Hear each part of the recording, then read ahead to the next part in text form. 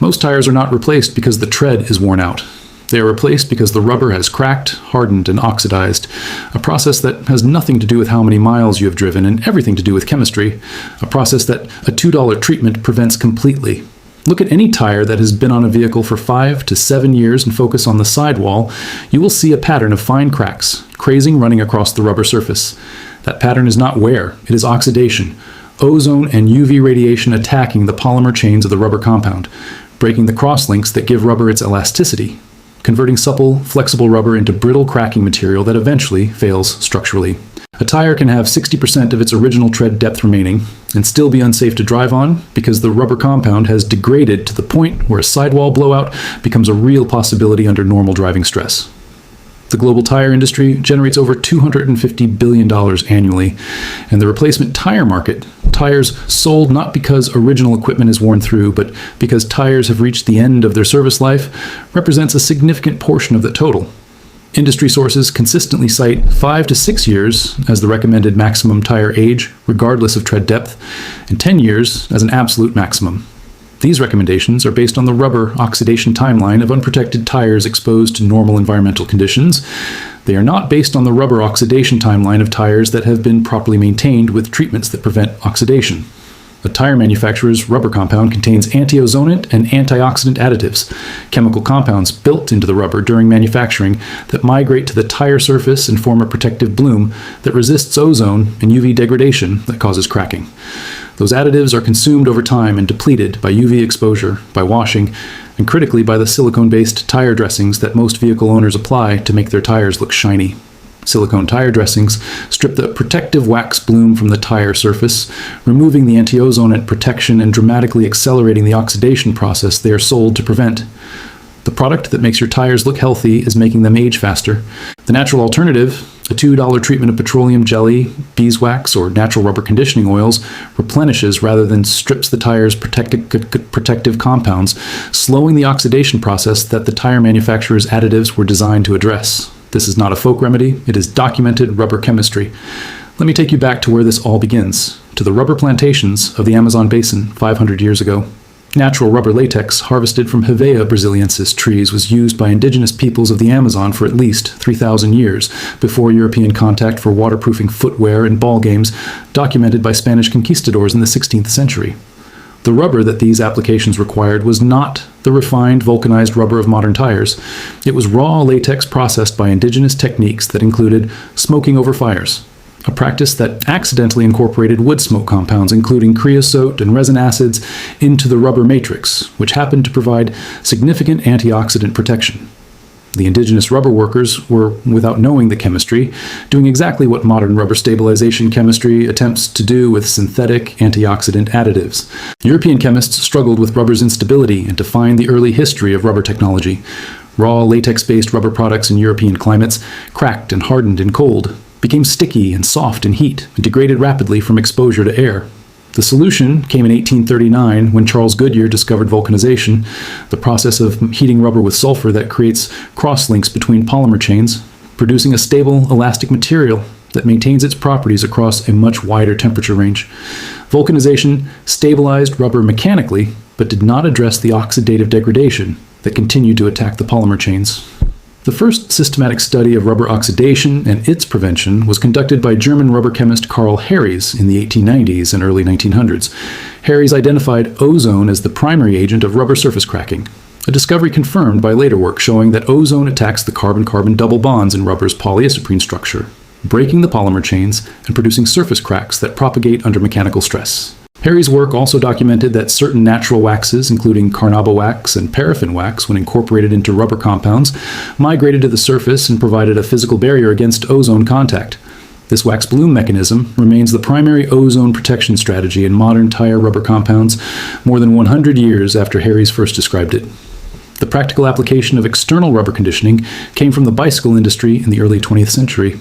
Bicycle tire manufacturers and cycle shops of the 1890s and 1900s routinely treated tires and rubber components with petroleum jelly, castor oil, and natural wax preparations to prevent the rapid cracking that plagued early pneumatic tires in outdoor storage. Bicycle maintenance manuals from 1895 through 1920 document rubber conditioning as a standard maintenance procedure with specific material recommendations: petroleum jelly on sidewalls to prevent ozone cracking, castor oil on valve stems and tube surfaces to maintain flexibility, natural wax on tread surfaces to protect against UV degradation. The automotive tire industry of the 1920s and 1930s inherited this knowledge from the bicycle industry and incorporated it into dealer service recommendations. Manufacturer service manuals from that era specifically recommended petroleum jelly application to tire sidewalls on vehicles stored for extended periods to prevent ozone cracking. This knowledge was once mainstream automotive maintenance practice. Then came the post-war consumer product expansion, the development of silicone-based tire dressings, and the systematic replacement of functional maintenance knowledge with branded cosmetic products that made tires look good while quietly accelerating their degradation. Modern tire rubber is a complex polymer composite, primarily synthetic polybutadiene and styrene butadiene rubber with natural rubber retained in many applications for its superior tensile properties. The polymer chains are cross-linked by sulfur bridges from the vulcanization process, creating a three-dimensional network that gives rubber its elastic recovery. Both the polymer chains and the sulfur crosslinks contain bonds that are vulnerable to oxidative attack. Ozone is present in the atmosphere and attacks these bonds through a reaction called ozonolysis, breaking the polymer chain and producing oxidation products. On a visible level, this causes the rubber surface to lose elasticity, become brittle, and develop the characteristic cracking pattern seen on aged tires. Tire manufacturers address this through chemical antioxidants and wax barriers built into the rubber, but both systems are depleted over time. The protective wax layer is eroded by weathering, washing, and especially by silicone-based tire dressings that dissolve and strip the wax layer while leaving behind a glossy film that provides no real protection.